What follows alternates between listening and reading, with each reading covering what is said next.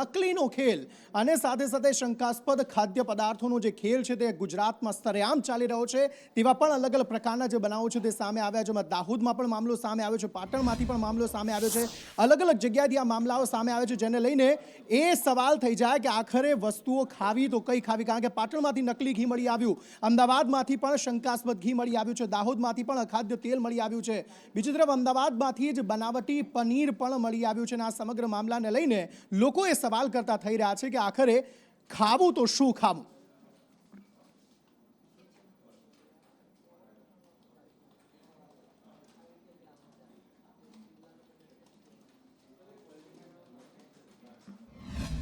Patan SOG દ્વારા છેલ્લા થોડા જ મહિનાઓના અંદર નકલી બટર હોય, નકલી પનીર હોય, નકલી તેલ હોય કે નકલી ઘી હોય, તમામ બાબતની ફેક્ટરીઓ હોય, નકલી નાની નાની દુકાનો હોય કે ઘરમાં બનતી તમામ જગ્યાએ જઈને રેડ કરી છે. અને તમામ બાબતની રેડમાં ક્યાંક ને ક્યાંક જે સેમ્પલો છે તે નકલી હોવાના પણ સામે આવી રહ્યા છે. પાટણની આ શેરી છે, જે શેરીના અંદર ઘર આવેલું છે, તે ઘરના અંદર ગઈકાલે મોડી રાત સુધી આ તપાસ ચાલી રહી હતી. જે રીતના પાટણ એસઓજીને બાતમી મળી હતી અને બાતમીના આધારે તેઓએ રેડ કરી હતી અને રેડમાં સામે આવ્યું હતું કે પાટણની આ જે શેરી છે તે શેરીના ઘરના અંદર એક વેપારી દ્વારા લાખોની કિંમતના અંદર નકલી ઘી અને નકલી તેલ બનાવવામાં આવી રહ્યું છે. સ્વાભાવિક રીતે જે વાત કરવામાં આવે તો પેઢીના અંદરથી 1059 કિલો ઘી, જેની કિંમત 6,35,000 જેટલી થાય છે, તે તમામ બાબતોને લઈને અત્યારે પાટણ એસઓજીએ તમામ તપાસો પૂર્ણ કરી દીધી છે. સ્વાભાવિક રીતે જે ઘર છે તે ઘરને પણ અત્યારે તાળા મારી દેવામાં આવે છે.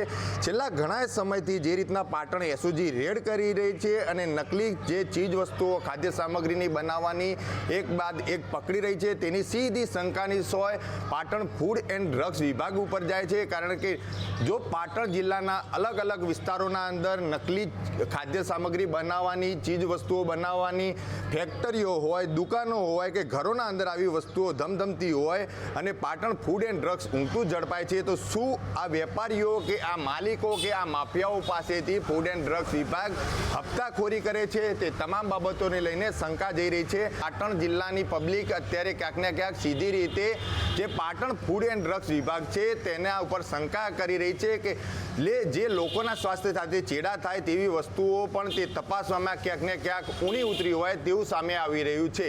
દર્શન પટેલ, સંદેશ ન્યૂઝ, પાટણ. તો આ બાબત આપણે જાણીએ છીએ કે આ બધી અખાદ્ય વસ્તુઓ જો આરોગવામાં આવે તો સ્વાસ્થ્યને લગતી ઘણી બધી સમસ્યાઓ આપણને થઈ શકે છે, પરંતુ આ પ્રકારના જે વેપારીઓ હોય છે તે માત્ર નફો રળવાની લાલચમાં લોકોના આરોગ્ય સાથે છેડા કરતા હોય છે. આરોગ્ય વિભાગ કોઈક સમય આ પ્રકારની કામગીરી કરી દેતું હોય છે, જેમાં આ બધી વસ્તુઓ પકડાઈ જતી હોય છે, પરંતુ રોજબરોજ આ પ્રકારના મામલાઓ જો સામે આવે તો જ આ બધી વસ્તુઓ પર લગામ કસાઈ શકે છે. હવે ન માત્ર ખાદ્ય વસ્તુઓ પર આ પ્રકારે ચીટિંગ થઈ રહી છે, પરંતુ શરીર માટે વપરાતી જે બધી વસ્તુઓ હોય છે, એટલે કે શેમ્પૂ છે, સિરમ છે, તેલ છે, આ બધી વસ્તુઓમાં પણ હવે ડુપ્લિકેશન થઈ રહ્યું છે. અને આ મામલો આવ્યો સામે સુરતના કાપોદ્રામાંથી. સુરતના કાપોદ્રામાં એક આખી ફેક્ટરી ઝડપાઈ આવી કે જ્યાં આ પ્રકારનું ડુપ્લિકેશન જે છે તે ચાલી રહ્યું હતું. હવે આ સમગ્ર મામલે વધુ માહિતી મેળવીએ આઝમ સાલે પાસેથી. આઝમ, અંકિત, આખો મામલો સુરતની કાપોદ્રા પોલીસને બાતમી મળી હતી અને ત્યારબાદ કાપોદ્રા સ્થિત આવેલા કૃષ્ણા ઇન્ડસ્ટ્રીયલના પ્લોટ નંબર 144ની અંદર આ રેડ કરવામાં આવી હતી. ત્યારે પોલીસ પણ ચોંકી ગઈ હતી, કારણ કે જે આખું ડુપ્લિકેશનનો ખેલ છે તે ત્યાંથી ચાલી રહ્યો હતો. આ ફેરી બનાવ ઘી કે પનીરને લાગતો ના હતો, પરંતુ સીધું શરીરને લાગતું અને જે મેકઅપ એટલે કે મહિલાઓને લાગતી સામગ્રીઓ જે હતી તેનું આ બ્રાન્ડેડ કંપનીનું ડુપ્લિકેશન કરવામાં આવી રહ્યું હતું. રેડ દરમિયાન 3 લોકોની ધરપકડ પણ કરવામાં આવી છે કાપોદ્રા પોલીસ દ્વારા, જેમના નામ છે આકાશ સુરેશ ગોયાની, હિરેન વિનુભાઈ ભેસાણીયા અને જય મહેશભાઈ મુંગારા. તેમના પાસેથી 24 લાખથી વધુનો મુદ્દામાલ કબજે કરવામાં આવ્યો છે. અંકિત, આમાં સૌથી મહત્વની વાત જે સામે આવી છે તપાસના, કે એક માલમાં જે કોર્સલ મેકા એસેન્સ રિપેર કોલેજિયન કરીને એક વસ્તુ છે જેની કિંમત માત્ર 1499 રૂપિયા એક નંગની છે. એવી રીતે બીજી એક વસ્તુ છે જેનું નામ છે એલ્વિસ ગેમિંગ નામની આ એક વસ્તુ છે, જે પણ બ્યુટિફિકેશનના કામમાં આવતી હોય છે. તેના બી અનેક નંગ પકડાયા છે. મુદ્દામાલ 24 લાખ સુધી તો પહોંચી ગયો છે, પરંતુ મહત્વની વાત એ છે કે આ તમામ વસ્તુઓ બનાવવા માટેનું જે કેમિકલ છે તે ક્યાંથી લાવતા હતા. હાલ તે દિશામાં કાપોદ્રા પોલીસ તપાસ કરી રહી છે. સમાચારો તરફ આગળ વાત કરીએ તો આ પ્રકારના જે અકસ્માતોના બનાવો છે તે તો સામે આવે છે, પરંતુ અન્ય બનાવો પણ રાજ્યમાંથી સામે આવી રહ્યા છે, જેને લઈને પણ અત્યારે સખત કાર્યવાહી કરવાની જે છે તે જરૂર જણાઈ રહી છે. આ સમગ્ર મામલે વધુ માહિતી મેળવીએ જયંતિ ચૌધરી પાસેથી. ચોક્કસથી કહી શકાય કે અત્યારે પોલીસની તમામ પ્રકારની કાર્યવાહી થાય છે, પરંતુ અત્યારે એક જામનગરનો વિચિત્ર કિસ્સો સામે આવ્યો છે। એક વ્યક્તિને દંડનો મેમો આપવામાં આવ્યો છે, પરંતુ તેની પાસે બોલેરો હતી ને હેલ્મેટનો દંડનો મેમો આપવામાં આવ્યો છે। આ દંડના મેમાને લઈને અત્યારે સમગ્ર જે આખી ઘટના છે તે મીડિયામાં વાયરલ થઈ છે અને લોકો હાસ્યાસ્પદ કહી રહી છે, કારણ કે બોલેરો ચાલક હેલ્મેટ ક્યાંથી પહેરવાનો છે। ત્યારે જામનગરની અંદર જે એક મેમો ફાળવામાં આવ્યો છે પોલીસ દ્વારા, ટ્રાફિકની ડ્રાઈવ ચાલતી હતી, આ ડ્રાઈવમાં મેમો ફાટ્યો છે। મેમોની અંદર ખૂબ જ ગંભીર ભૂલ સામે આવી છે, જેને લઈને પોલીસ અત્યારે હાસ્યાસ્પદ બની છે। સમાચારો તરફ આગળ વાત કરીએ તો રાજ્યમાં કોઈ પણ પરીક્ષા હોય તે વિવાદ વગર પૂર્ણ થાય તો જ નવાય। વધુ એક પરીક્ષા કે જેમાં હવે વિવાદ જે છે ત્યાં પરીક્ષા સાથે જોડાઈ ગયો છે અને તે નર્સિંગને લગતી જે પરીક્ષા હતી તેમાં વિવાદ જોડાયો, જેમાં જે વિદ્યાર્થીઓ છે અથવા તો જે ઉમેદવારો છે તેમણે એ પ્રકારના આક્ષેપ કર્યા કે જે બારકોડ છે તે યોગ્ય રીતે લગાવવામાં નહોતું આવ્યું, આન્સર કીમાં જે ABCD જે ઓપ્શન્સ હોય છે તે પણ યોગ્ય રીતે નહોતા લગાવવામાં આવેલા। એ પ્રકારના આક્ષેપ જે છે તે ઓલ ગુજરાત નર્સિંગ યુનિયન દ્વારા કરવામાં આવ્યા છે। અમુક જે સેન્ટરો છે તો એમાં સીલ ખુલેલું હતું, એક પેપર ઓછું હતું, એવા પણ ન્યૂઝ મળેલા છે। કોઈ પણ સેન્ટરમાં 90 સેન્ટરો છે તો 90 એમાંથી કોઈ પણ સેન્ટરમાં પોલીસ બંદોબસ્ત રાખવામાં આવેલ નહોતો। કોઈ યોગ્ય આઈડેન્ટિટી પણ માંગવામાં નથી આવતી, ઝેરોક્સ પણ ચલાવી લેવામાં આવતી હતી, ઓરિજિનલ આધાર કાર્ડ જે પ્રૂફ આપવા પડતા હોય છે એ પણ માંગવામાં નહોતા આવતા। ત્રીજું કે જે બારકોડ સ્ટીકર હોય તો ત્યાં બારકોડ સ્ટીકર પણ આ એક્ઝામમાં લગાવવામાં આવેલ નહોતા।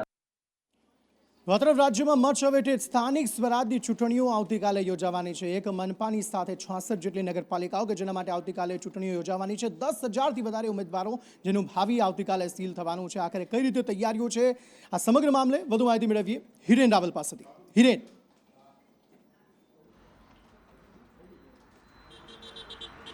જો આવતીકાલે રાજ્યમાં સ્થાનિક સ્વરાજ્યની સંસ્થાઓની સામાન્ય ચૂંટણી, મધ્ય સત્ર અને પેટા ચૂંટણી માટેનું મતદાન થવાનું છે, જેમાં જૂનાગઢ મહાનગરપાલિકાની સામાન્ય ચૂંટણી ઉપરાંત 66 જેટલી નગરપાલિકાઓ અને 3 તાલુકા પંચાયતોની સામાન્ય ચૂંટણી યોજાવાની છે। આ ઉપરાંત પ્રસંગોપાત ખાલી પડેલી અલગ અલગ બેઠકો સ્થાનિક સ્વરાજ્યની સંસ્થાઓની છે, એની પણ બેઠકો પરની ચૂંટણી યોજાશે। ઓવરઓલ જો આંકડો જોઈએ તો આ તમામ ચૂંટણીની અંદર જે ઉમેદવારો છે એમાં 10,168 ઉમેદવારોનું ભાવિ આવતીકાલે ઈવીએમમાં સીલ થશે। જેમ લોકો છે એ પોતાના મતાધિકારનો ઉપયોગ કરશે। આ ઉપરાંત 2,178 બેઠકો પર જે ચૂંટણી હતી એમાંથી 203 બેઠકો પર બિનહરીફ થયેલા છે ઉમેદવારો, એટલે કે ત્યાં એ 203 બેઠકો ઉપર કોઈ ચૂંટણી નહીં યોજાય। આ 203માંથી 195 બેઠકો જે છે એ ભારતીય જનતા પાર્ટી પાસે બિનહરીફ તરીકે ગયેલી છે અને બાકીની બેઠકો કોંગ્રેસ અને અપક્ષ પાસે છે। એ જ પ્રકારે કુલ 4,033 મતદાન મથકો છે, એના ઉપર મતદાન આવતીકાલે યોજાશે। સવારે 7 વાગ્યાથી લઈ સાંજે 6 વાગ્યા સુધી આ મતદાન જે છે એ ચુસ્ત સુરક્ષા વ્યવસ્થા વચ્ચે યોજાશે। 18 તારીખે એટલે કે બજેટ સત્ર શરૂ થાય તે પહેલાં જ આ તમામ સ્થાનિક સ્વરાજ્યની સંસ્થાઓની ચૂંટણીના પરિણામો છે તે જાહેર થશે। જી આભાર સમગ્ર માહિતી આપવા માટે। આ તરફ સુરતમાં જો હવે તમે હેલ્મેટ વગર બહાર નીકળ્યા તો તમારી વિરુદ્ધ શિક્ષાત્મક કાર્યવાહી થાય તો નવાય નહીં, કારણ કે જે જનજાગૃતિના કાર્યક્રમો પોલીસ દ્વારા કરવાના હતા તે થઈ ગયા છે, તે સમય પૂરો થઈ ગયો છે અને હવે જો તમે હેલ્મેટ નથી પહેર્યું અને પોલીસ તમને પકડે છે તો તમારે પૈસા ચૂકવવા જ પડશે। હેલ્મેટને લઈને લોકોને જે સમજાવવાનો સમય હતો તે પૂરો થઈ ગયો છે, જે જનજાગૃતિના કાર્યક્રમો યોજાયા હતા તે પણ પૂર્ણ થઈ ગયા છે, તેથી હવે સુરતવાસીઓએ ફરજિયાત હેલ્મેટ પહેરવું પડશે। સુરતમાં આજે કડક કાયદાનું પાલન એટલે કે હેલ્મેટ પહેરવું ફરજિયાત છે। સિગ્નલ પર ઊભો છું, તમને દેખાશે હું પણ સિગ્નલ પર છું, પરંતુ બાઇક પર નથી, તેમ છતાં હેલ્મેટ પહેરું છું, કારણ કે અન્ય લોકોને આ સંદેશો આપવો છે કે આજે તમે હેલ્મેટ પહેરશો તમારા ફાયદા માટે છે, તમારી સુરક્ષા માટે છે। જો ના પહેરશો તો સીધું દંડ વસૂલવામાં આવશે અને તમારા પાસેથી ચલાન કાપવામાં આવશે। મહત્વની વાત છે કે ખોટા 500 રૂપિયા આપવા કરતાં તમારે હેલ્મેટ પહેરવું છે। સુરતમાં વધુ કરીને લોકો આજે હેલ્મેટ સાથે દેખાઈ રહ્યા છે અને સાથે ટ્રાફિક પોલીસની ટીમ પણ અહીંયા દેખાઈ રહી છે। ઉચ્ચ કક્ષાના અધિકારીઓની હાજરી, ઉપસ્થિતિ અને ડ્રોન મારફતે અહીંયા આ કામગીરી કરવામાં આવી રહી છે। આ ડ્રોન તમારી સામે છે કે ઉપર ઉડતું નજરે આવી રહ્યું છે। ડ્રોન જે છે તેનેથી પણ હેલ્મેટ નહીં પહેરનારા લોકો પર વોચ રાખવામાં આવી રહી છે।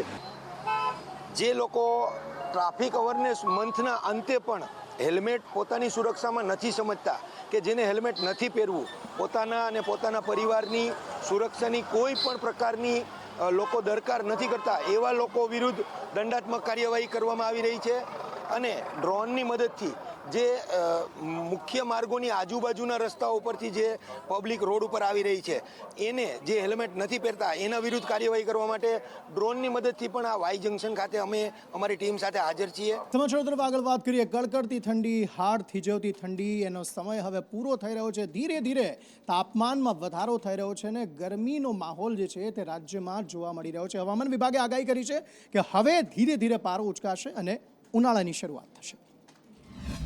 7 दिनों के लिए जो गुजराती स्टेट के लिए फोरकास्ट है उसमें ड्राई वेदर प्रिवेल करेगा और मिनिमम टेम्परेचर की बात करेंगे तो आने वाले 2 दिनों के लिए मिनिमम टेम्परेचर नोलार चेंज में रहेगा और उसके बाद 2 से 3 डिग्री सेल्सियस के मिनिमम टेम्परेचर में बढ़ोतरी का पूर्वानुमान है और मैक्सिमम टेम्परेचर भी आने वाले 2 दिनों में नोलार चेंज में रहेगा और उसके बाद 2 से 3 डिग्री सेल्सियस की बढ़ोतरी का